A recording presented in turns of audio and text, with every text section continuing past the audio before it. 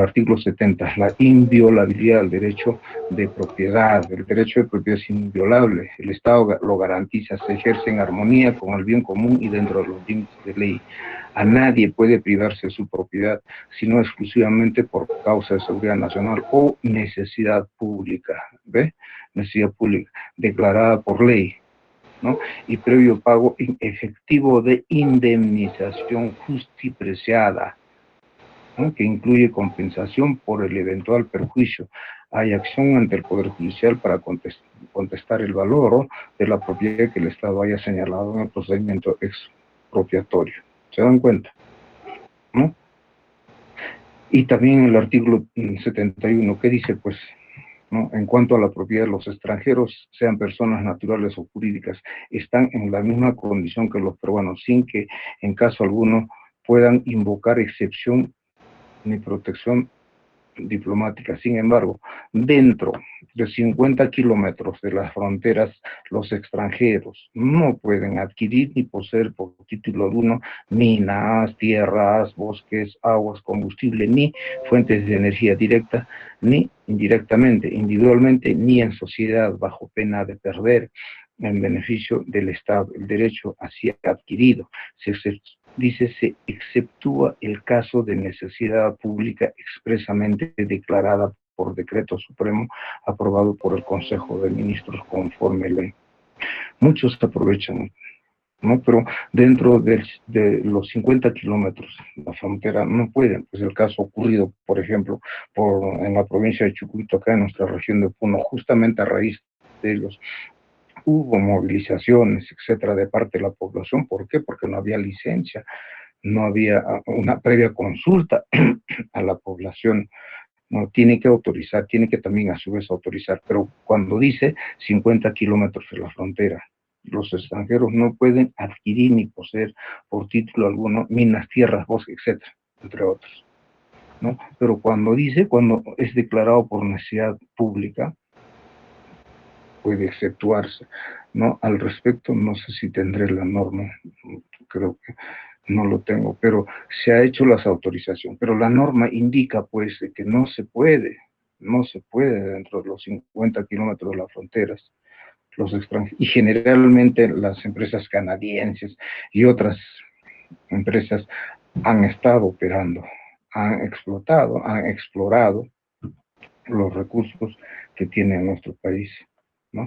Entonces, podría acá el Estado declara necesidad pública, tal vez una vez de que se haya extraído, por ejemplo, el recurso, ¿no? La empresa extranjera tiene que contribuir, ¿no? Contribuir, lo que tampoco en algunos casos se ha dado cumplimiento, ¿no? Tampoco se ha dado cumplimiento. Lo que han contribuido ha sido devueltos, ha sido retornados a la propia empresa, ¿no? Hay muchas empresas mineras que deben, por ejemplo, al fisco, al Estado, ¿no? Porque nuestra Constitución, pues, en realidad permite estos aspectos, ¿no? Y la Constitución del 93 lamentablemente permite y defiende más nuestra Constitución al capital extranjero, etcétera, ¿no? Y al propio Estado.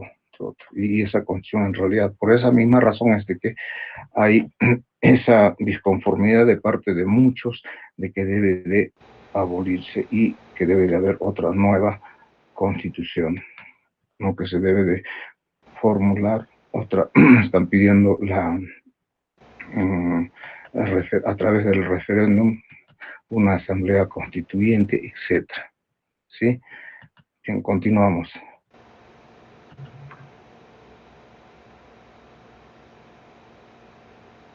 A ver, a participar, dice, en forma individual o asociada en la vida política, económica, social y cultural. Eso es cierto, todos los que tienen su DNI a partir de los 18 años puede, ahora que todavía justamente ya la norma, por ejemplo, exige, ¿no? La cuota joven, la cuota no equitativa, paritaria, entre el varón y la mujer, etcétera, ¿no? A participar en forma individual o social.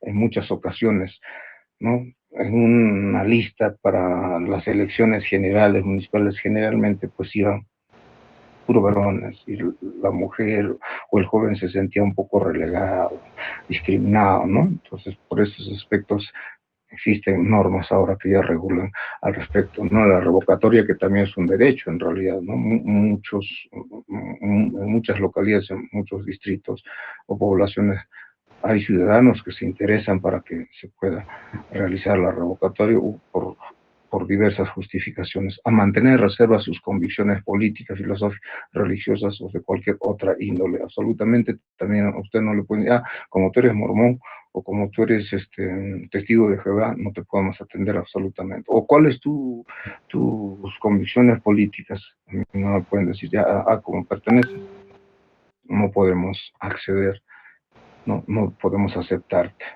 Entonces, aquí indica, ¿no? Y tampoco me pueden decir, ya, dime, de qué partido eres, de qué opción política, de qué religión eres. Nadie me puede decir de que pueda contestar eso. De repente también lo reservo, porque así lo indica la norma, a formular peticiones individual o colectivamente por escrito. Cuando formulan ustedes, ¿no? En su solicitud, ahí precisa, ¿no?, que teniendo interés y legitimidad para poder obrar conforme establece y ampara el artículo segundo, inciso 20 de la Constitución Política del Estado, ¿no? Y el artículo 106 de la ley 27440, etcétera, cuando formulan su requerimiento, ¿no? Pueden hacerlo colectivamente o individual. Colectivamente puede ser a través de ¿cómo se llama? A ver, una solicitud de manera individual, colectivamente, a través, cuando firman un documento, cuando solicitan algo, ustedes, ¿cómo se llama ese medio de la mente? ¿Alguien me recuerda? Memorial. Memorial. Muy bien, chicos, muy bien. Memorial, claro, el memorial lo pueden firmar, ¿no? Varios, ¿no? Ahí dice los suscritos que firman, abajo firmantes, ¿no? Solicitamos el memorial, correcto, muy bien, chicos, están atentos, ¿no? Individual, una solicitud, ¿sí? Sí, bro, ¿no? póngame Petición, entonces, participación. ya, ponen ahí en el chat nomás para anotarles, ¿ya? Ya, entonces ese sí, nuestra Constitución lo permite. Entonces nadie nos puede decir de que no te podemos atender, pero dice, pues, tienen que darme, hay plazos para ello. Ahora la policía, el ejército, la marina, los miembros de las Fuerzas Armadas no pueden hacerlo colectivamente, no pueden hacerlo solamente, individualmente, así lo dice la norma. No pueden hacer memoriales, absolutamente nada. Uno, su derecho a petición. Entonces, nuestro derecho a petición puede ser de manera personal o de manera colectiva. Ya a su nacionalidad nadie puede ser despojado de ella. Sí, esto es cierto. Tampoco puede ser privado del derecho a obtener o de renovar su pasaporte. En el caso, por ejemplo, yo recuerdo en el gobierno de Fujimori, Alberto Fujimori, a ver, ¿a quién le han desahuciado, etcétera? Yo recuerdo al gerente de Frecuencia Latina, Baruch Ipcher, creo que es, no, lo han despojado, lo han sacado, pero él ya tenía, pues, la nacionalidad, ha solicitado ser peruano, etcétera, ha solicitado, ¿no? Por el asunto de las críticas, bueno, las represalias que se ha tenido, y el Estado ha tenido que resarcirle. Él ha acudido a la Corte Interamericana de los Derechos Humanos, ¿no? De hecho, resarcir, ha pagado un monto fuerte. ¿Quién ha pagado? Toledo, yo recuerdo perfectamente. Le ha indemnizado por esa situación misma, ¿no? Entonces, así. Y cuando acuden, pues lamentablemente también nuestro país está justo, pertenece, es parte de la ONU. Entonces la ONU obviamente tiene ese fuero, ¿no? A la paz, a la tranquilidad, al disfrute del tiempo libre y el descanso, así como gozar de un ambiente equilibrado y adecuado desarrollo de su vida, ¿no? ¿Ya? A la paz, pero muchas veces tampoco se da esta parte de la paz.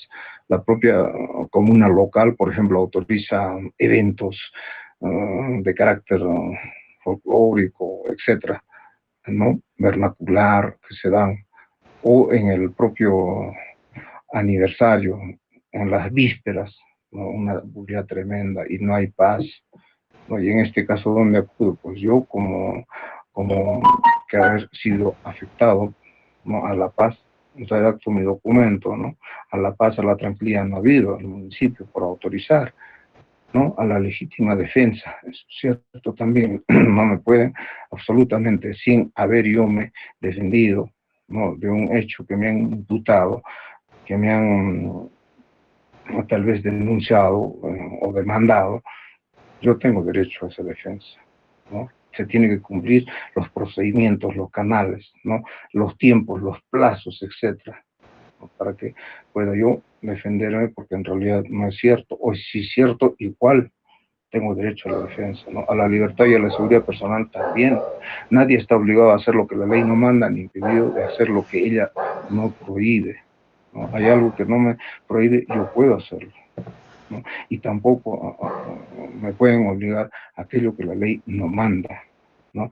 ¿Qué más dice? No se permite forma alguna de restricción de la libertad, es algo que en los casos previstos en la ley están prohibidos la esclavitud, la servidumbre y la trata de seres humanos en cualquiera de sus formas.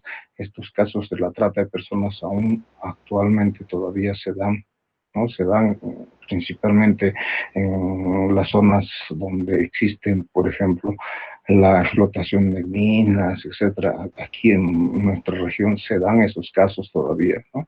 Incluso a menores de edad, ¿no? Y eso constituye, es un delito la trata. La trata te encierran, etcétera, y solamente te aperturan de noche, te llevan los alimentos ahí, etcétera, ¿no?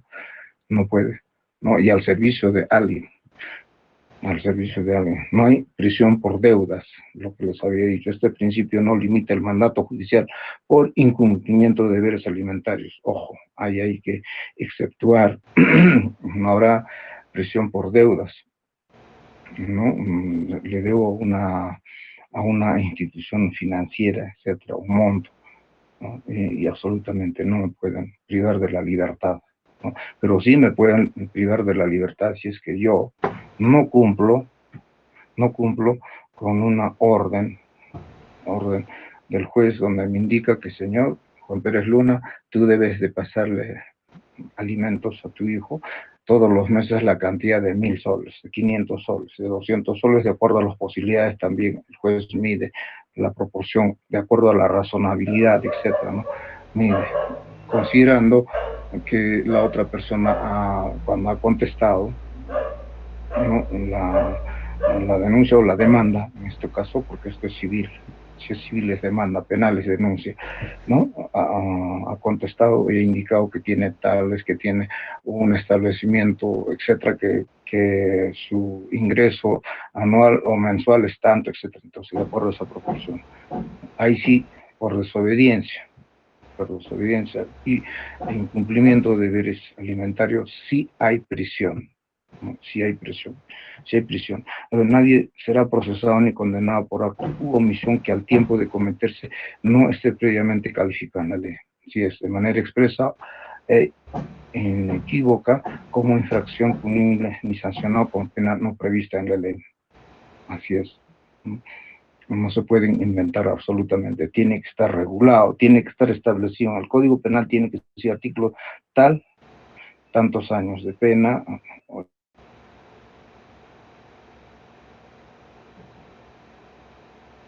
persona es considerada inocente mientras no se haya declarado judicialmente su responsabilidad. Eso es también cierto, ¿no?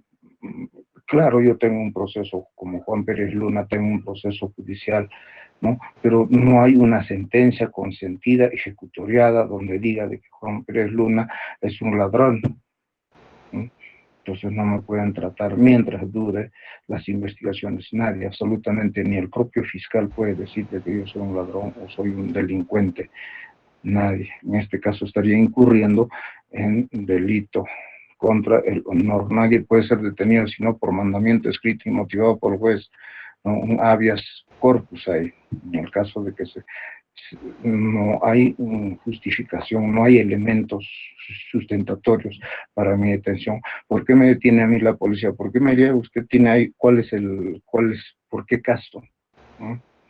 Inmediatamente solicito. Entonces no me pueden detener así por así, sino que en la persona, el policía que me está deteniendo inmediatamente va a incurrir igual, ¿no? En abuso de autoridad, en negligencia, etcétera. No me pueden detener inmediatamente. Hay una acción de habeas corpus, ¿sí? Y si es que me detienen por algún delito, etcétera, tengo derecho a que también pueda yo entrevistarme con mi abogado, etcétera, ¿no? Y la fiscalía tiene que acudir inmediatamente, ¿no? Ahora solamente me pueden detener, de repente son 48 horas. No, nadie puede ser incomunicado sino en caso indispensable para el esclarecimiento de un delito. Ya, en los casos, por ejemplo, de delito de terrorismo, por estupefacientes o drogas, etcétera, por tráfico ilícito de drogas, etcétera, ahí se establecen también ahí algunos plazos, tiempos. No, nadie puede ser incomunicado inmediatamente, o sea, yo tengo derecho, no como dice, pues derecho a defensa, etcétera, no me han detenido inmediatamente. Nadie es víctima de violencia moral, física, psíquica, ni sometido a tortura o tratos inhumanos o humillantes. Eso es lo que les decía en algún momento. A mí me han detenido, pues sí, yo para que hable, la policía me ha golpeado, pues, ¿no? Como un saco de papa, de chuña, etcétera, me han dado golpes por todo lado y me han hecho aceptar, pues, sobre un hecho que yo no he cometido. Pero a fin de que no me golpeen, yo dije, sí he cometido, etcétera. No vale. No vale. Ahí se requiere un examen médico inmediatamente. Al fiscal debe de constatar. Y la policía, como sabe también esos aspectos, muchas veces pues con energía, ¿no? Energía. Pero ahora tu declaración por, por coacción, por intimidación, castigo, tortura, es nulo esa declaración. Tiene que estar presente tu abogado para que sea válido tu declaración. Mientras tanto, no. La policía, por más de que te diga cuántos años tienes o qué has hecho tú, dónde estás, etcétera, tu declaración puede ser nulo si es que no está tu abogado. Tiene que estar presente tu abogado. Recién es válido, nulo. El expediente puede volver a foja cero, nuevamente que se le siga su proceso, etcétera, ¿no? Si es que tienes la oportunidad de apelar. Y bueno, las garantías constitucionales, ¿no? Son 6. El habeas corpus, que dice que procede ante el hecho u omisión por parte de cualquier autoridad, funcionario o persona que vulnere o amenaza la libertad individual o los derechos constitucionales conexos, ¿no? En caso de que te detenga de manera arbitraria o por homonimia. De repente hay en otro lugar un Juan Pérez Luna, ¿no? Pero ¿cómo pruebo mi homonimia? Yo no soy ese Juan Pérez Luna al quien están buscando. ¿No? ¿Cómo pruebo? De repente ¿no? Por mi partida, mis padres, etcétera, ¿no? Solamente homonimia por el nombre, simplemente me están deteniendo, ¿no? De manera arbitraria y abusiva, etcétera. Habeas corpus. Acción de amparo procede contra el hecho u omisión por parte de cualquier autoridad, funcionario o persona que vulnere o amenace los demás derechos reconocidos por la Constitución, con excepción a los señalados en el inciso siguiente. No procede contra normas legales ni contra resoluciones judiciales emanadas de procedimiento regular, ¿cierto? ¿No? En el caso, por ejemplo, en una acción de amparo, yo tengo un contrato firmado dentro de una dependencia, pero como esa dependencia tiene un sindicato o entre otros, ¿no? Y el sindicato está solicitando al titular de esa institución, de esa dependencia, de que me despida, etcétera, ¿no? Mi contrato es anual, de enero a diciembre. Tengo un contrato firmado ahí, ¿no? Entonces, pero como no les caigo, tal vez no soy simpático para ellos, para ese gremio, para esa organización, y ellos piden, pues, ¿no? Como no me someto, etcétera, piden, pues, de que yo al titular de esa dependencia le piden de que inmediatamente me despidan, ¿no? Coaccionan, si no, caso contrario, toma de local, etcétera, ¿no? Entonces, ahí, ¿no? Y me firma ahí el titular de esa dependencia, por favor, entregue el cargo, ¿no? Hasta aquí nomás tu contrato, absolutamente no, nada, hay una acción de amparo.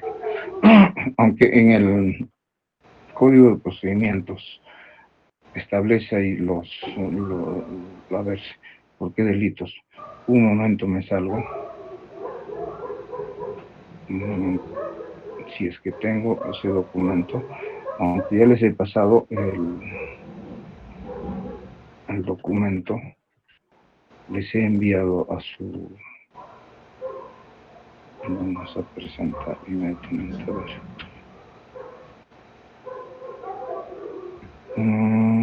A ver, ojalá que esté aquí. Ahí está. Habeas corpus. ¿Por qué delitos?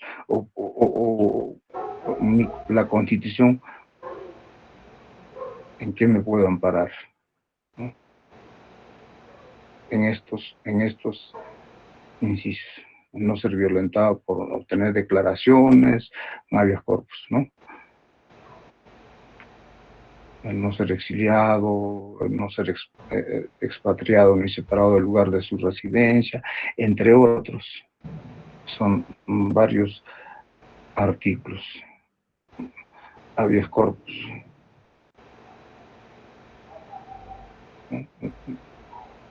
De hecho, no ser obligado a prestar juramento ni compelido a declarar o reconocer culpabilidad. Eso es lo que les decía hace instantes. ¿Sí? Ahí igual son varios. Acción de amparo igual, ¿no? En estos casos se da.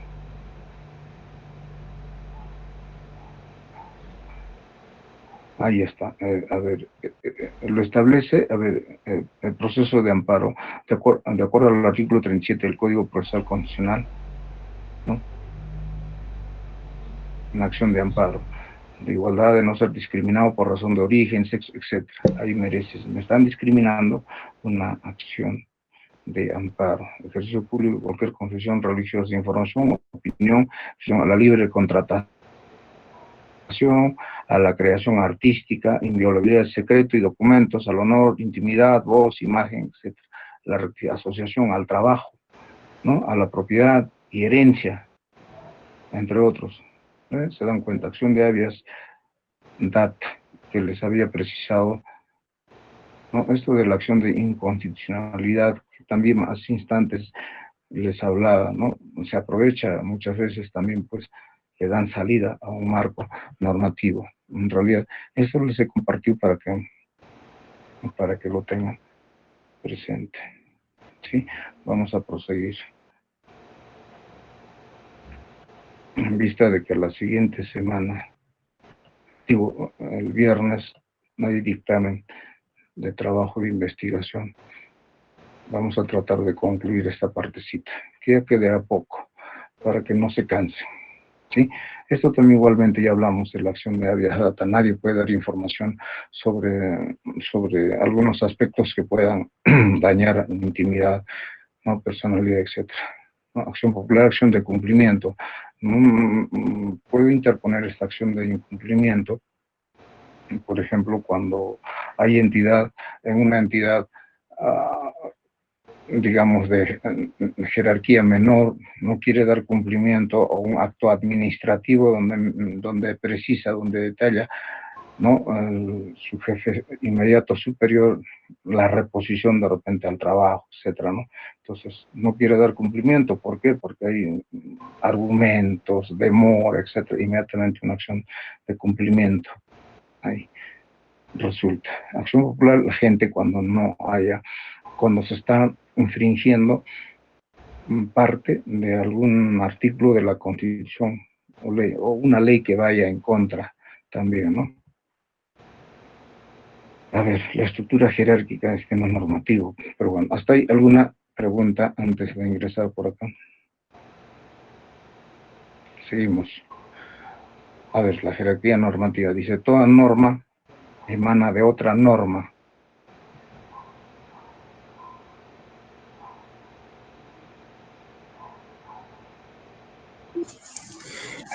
Profesor, una Sí, consulta. sí. ¿En qué momentos más se puede utilizar el habeas corpus? el habeas corpus.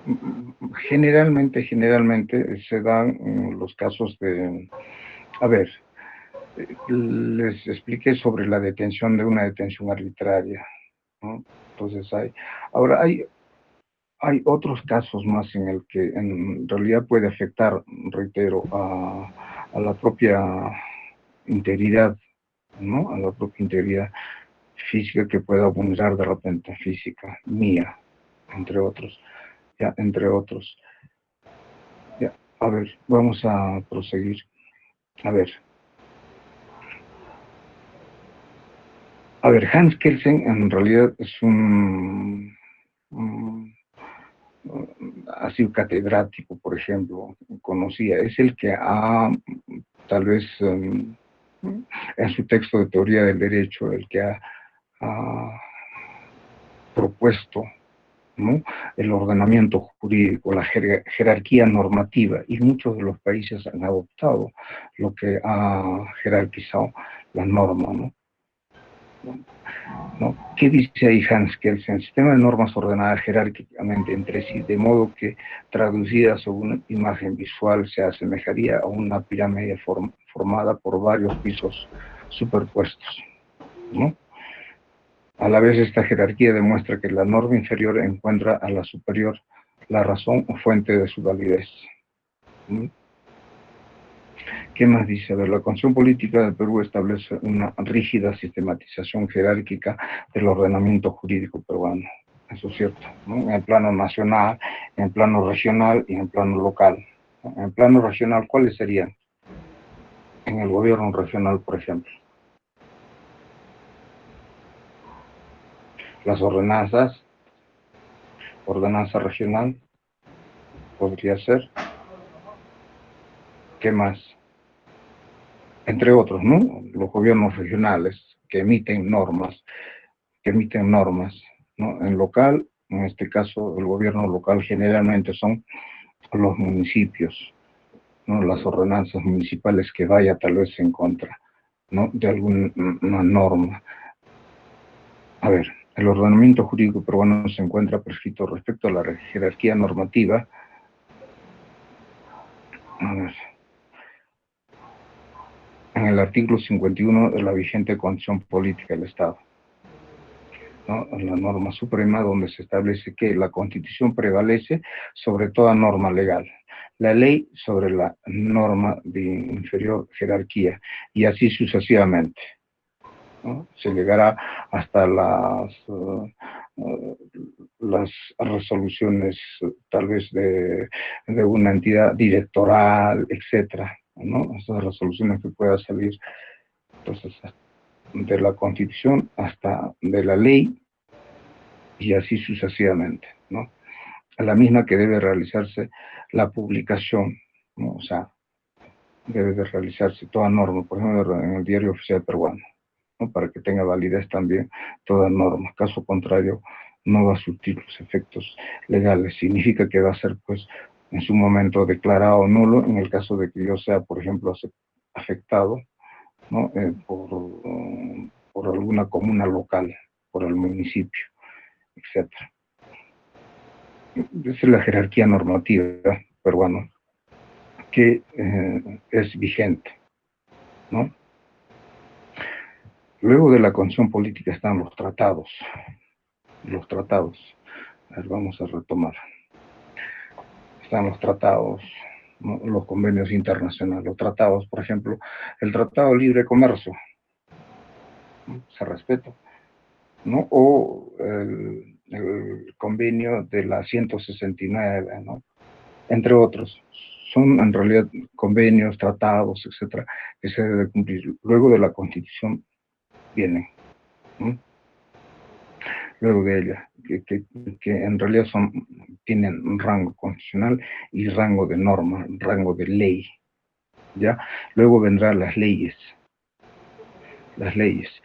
pero las leyes a su vez están, pues, también están definidas en leyes orgánicas y las ordinarias, ¿no? ¿Cuáles serán las leyes orgánicas? Ponen en el chat ejemplo, les digo. La ley orgánica de las municipalidades. No, mira, la jerarquía normativa, las leyes, la ley orgánica. No, la ley orgánica está frente a una ley ordinaria, ¿no? La ley número, ahorita estamos, ¿cuál es la norma de la ley universitaria? La 30.220, creo. Entonces, no le hace frente a una ley orgánica, de acuerdo a la jerarquía normativa, ¿no? Una ley orgánica podrá ser derogada por otra ley orgánica, y una ordinaria por otra ley ordinaria. ¿Sí? Así precisa, ¿no? El reglamento del Congreso, el decreto de urgencia, ¿quién la da? El presidente de la República, decretos. El decreto supremo también, el decreto legislativo igual la otorga el Poder Ejecutivo, ¿no? Cuando el Congreso le da funciones, le da atribuciones, caso contrario tampoco pueden ser declarados nulos. No pueden. Estos decretos legislativos tienen que haber una previa otorgamiento del Congreso, ¿no? Donde le da esas atribuciones para que pueda legislar, ¿no? Las leyes la otorga el Congreso de la República, ¿no? Los decretos supremos son firmados por el presidente de la República, a su vez por el presidente del Consejo de Ministros, ¿no? Las resoluciones supremas, que va, mire, desde la Constitución, tratados internacionales, las leyes, el decreto legislativo, ¿no? Las leyes orgánicas, ordinarias, reglamento del Congreso, decreto de urgencia, etcétera, así sucesivamente va descendiendo, ¿no? Decreto supremo, un decreto supremo no le hace a una ley, no puede. O el decreto supremo no le hace a la Constitución política, ¿no? Una resolución suprema menos. Claro que participa acá el presidente de la República, firma, ¿no? Una resolución suprema, ¿no? Ahora, si es una resolución ministerial, en la resolución suprema puede ser en cualquier cartera, ¿no? El Ministerio de Economía, el ministro de Economía sanciona una norma, entonces hay la resolución suprema. Aquí firma el presidente de la República, ¿sí? Aquí no interviene el Congreso o algún parlamentario absolutamente. Es una resolución suprema. Significa solamente interviene el ministro y el presidente. Es una resolución suprema. El decreto supremo, aquí intervienen el presidente del Consejo de Ministros, ¿no? Y el presidente de la República, ¿no? Es un decreto supremo. En las resoluciones ministeriales llaman los ministros de cada cartera. Es una resolución ministerial. Pero igual sigue, mire, bajando, descendiendo, ¿no? Son actos legislativos y actos administrativos. Las resoluciones electorales que da cada sector, cada organismo descentralizado. El Ministerio de Educación, por ejemplo, ¿no? Tiene sus órganos descentralizados, como son la Dirección Regional, en el caso PUNO, la Dirección Regional de Educación de PUNO, y a su vez órganos intermedios, unidades ejecutoras que dependen directamente de la Dirección Regional de Educación serán las UGELs, las Unidades de Gestión Educativa Local, ¿no? Que a su vez también pueden emitir resoluciones directorales, ya se constituyen como actos administrativos, ¿no? Las resoluciones jefaturales, ¿no? Los jefes de cada sector, de cada área, o dentro del, si hablamos del sector de educación, por ejemplo, en la UGEL hay una resolución jefatural, no puedes emitirlo un órgano, ¿no? Una dependencia de la UGEL, por ejemplo. Podría ser una resolución jefatural del área, digamos, de asesoría legal, ¿no? Una resolución jefatural, ¿no? de esa área como jefe. O también en el caso de que hay otras dependencias que tienen jefe, entonces igual una resolución jefatural, una resolución directoral, etcétera, ¿sí? Y otras resoluciones que van, ¿no? Pero aquí están en el plano, ¿no? Se diferencia en el plano nacional, regional y local. Y local generalmente se da, pues, en los casos de los municipios, por ejemplo, como gobierno local, ¿no? Y también otras dependencias, ¿no? Normas emitidas por gobiernos regionales y locales, las ordenanzas, los acuerdos, las resoluciones, edictos, decretos, entre otros, ¿no? Como en realidad la jerarquía normativa desciende La condición política es la máxima norma de un Estado, de un país, de una nación. No hay otra norma que pueda ir, caso contrario se estaría pues infringiendo a la propia Constitución inmediatamente ahí, y para que haga cumplir también la Constitución, etcétera.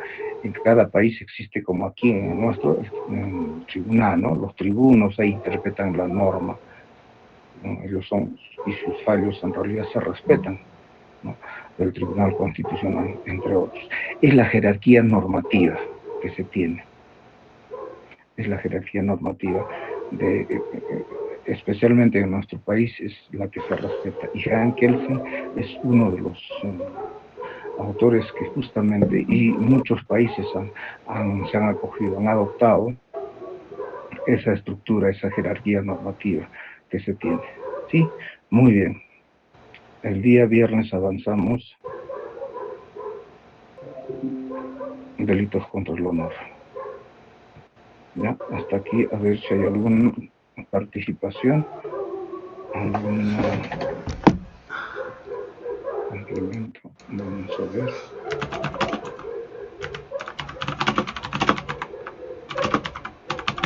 Muy bien, a ver. La Ley Orgánica de Junta Nacional de Justicia, la Ley Orgánica del Ministerio Público, entre otros, ¿sí? Diana, Regis. Otro, un decreto de urgencia norma con rango y fuerza de ley, por lo que se dictan medidas extraordinarias en materia económica y financiera, salvo en materia tributaria. Se expide cuando así lo requiere el interés nacional y se fundamenta en la urgencia normal, situaciones extraordinarias y imprevisibles. Decreto de urgencia. Correcto, Adrián. ¿Qué más dice? A ver. Para aprobar una ley orgánica se necesita más de la mitad de votos del Congreso, obviamente, por eso que tiene su validez, y es que va por encima de una ley ordinaria que otorga pues el mismo Congreso. Pero la ley orgánica también lo otorga el Congreso, ¿no? Es el que discute previamente, aprueban previamente, entre otros.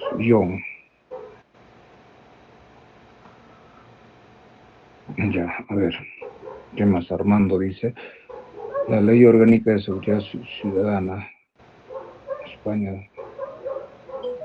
A ver, esta ley, en realidad,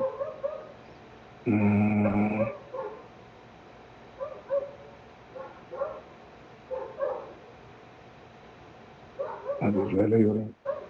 ¿Cuál es esa Ley Orgánica de la Seguridad Ciudadana?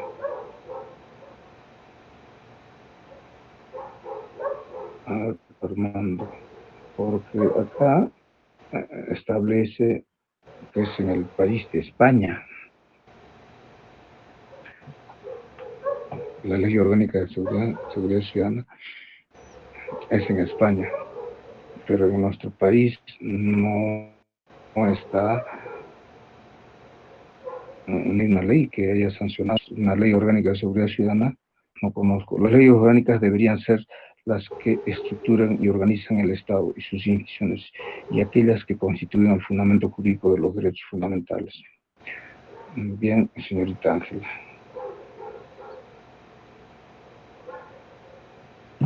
Ya, nadie más. A ver, arriba ahí, a ver.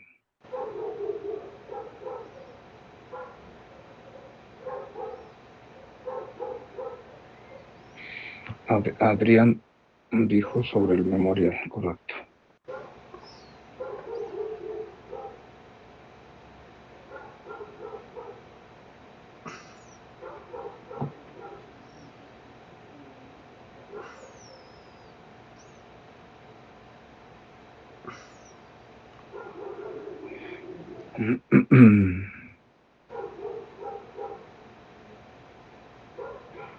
A ver, Ángela, mediante las leyes orgánicas se regulan la estructura fundamental. Claro.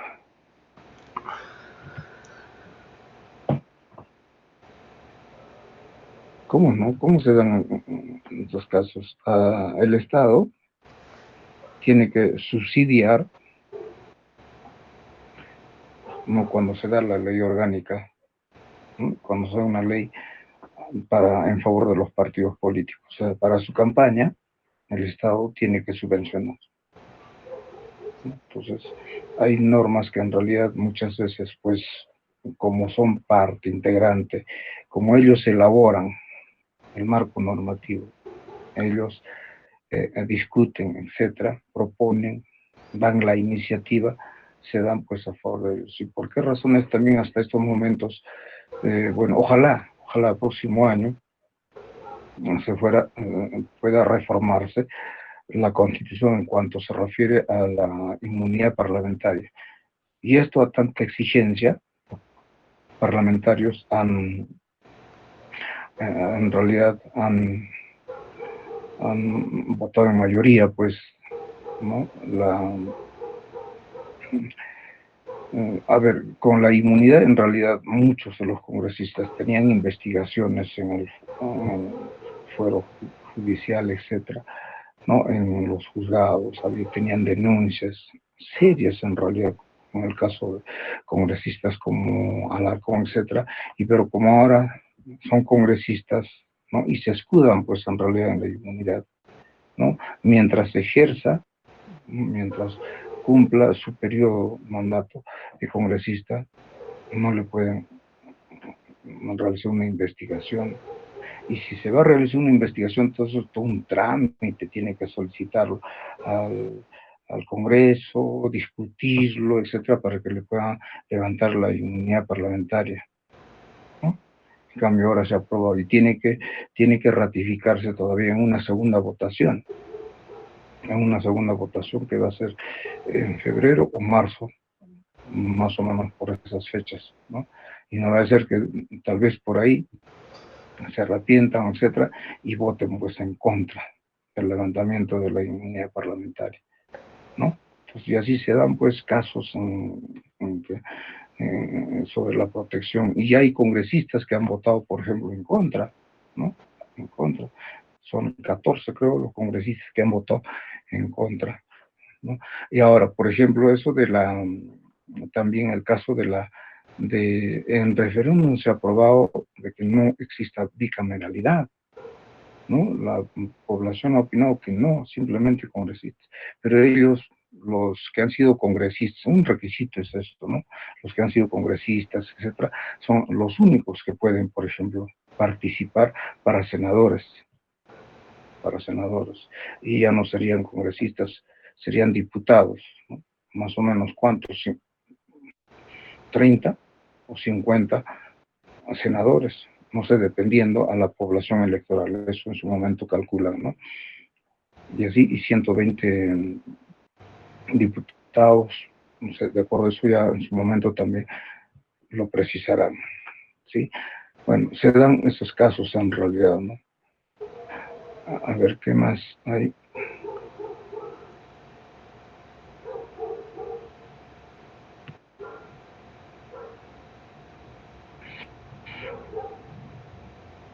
A ver, dice, las leyes orgánicas han constituido una herramienta útil para ejercer cambios significativos de vital importancia en el modo de operar de los estados sin tener que alterar o reformular el marco constitucional, lo cual implicaría básicamente refundar la república o iniciar algún tipo de proceso de enmienda o de asamblea. Correcto. Muy bien, señorita Ani. ¿Qué más dice? Ahí se refiere a la ley orgánica del jurado, a la ley orgánica del Jurado Nacional claro, el Jurado Nacional de Elecciones tiene una ley orgánica.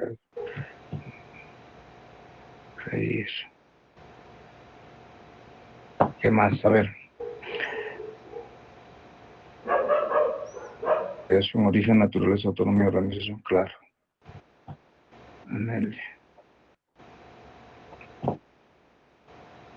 Muy bien, jóvenes. Felicito su participación de ustedes en realidad. Ya, en todo caso, el día viernes, por favor, traten de ingresar a la hora, porque ese día también.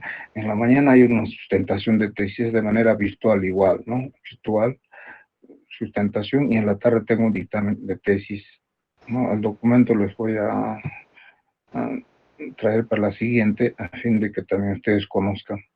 Ya hay un dictamen de trabajo de investigación y es a las 3:30, y con ustedes me toca a las 3, ya a las 3. Entonces ingresamos a las 3 y avanzamos justamente sobre los delitos contra el honor, ¿no?